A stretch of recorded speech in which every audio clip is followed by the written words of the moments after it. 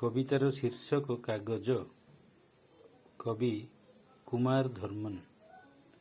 ଧୋବ ଫର ଫର କାଗଜ ଖଣ୍ଡେ କେତେବେଳୁ ଧରି ବସିଛୁ ସେମିତି, ସେଥିରେ କ'ଣ ଈଶ୍ୱର ଆସି ଲେଖିଦେବେ ତୋର ପରିଚୟ?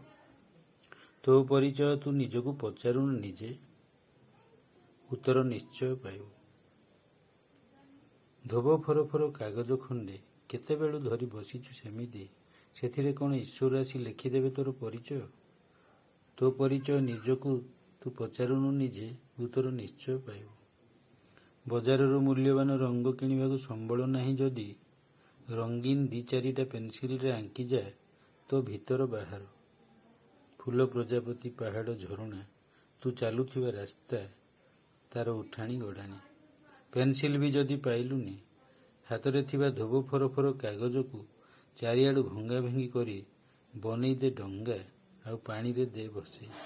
ପେନସିଲ ବି ଯଦି ପାଇଲୁନି, ହାତରେ ଥିବା ଧୋବ ଫର ଫର କାଗଜକୁ ଚାରିଆଡ଼ୁ ଭଙ୍ଗା ଭଙ୍ଗି କରି ବନେଇ ଦେ ଡଙ୍ଗା, ଆଉ ପାଣିରେ ଦେ ଭସେଇ। ତା ସହିତ ତୁ ବି ଆନନ୍ଦରେ ଭାସି ଚାଲିବୁ। ଖାଲିଟାରେ ସେମିତି ବସି ଅନେଇଛୁ କ'ଣ?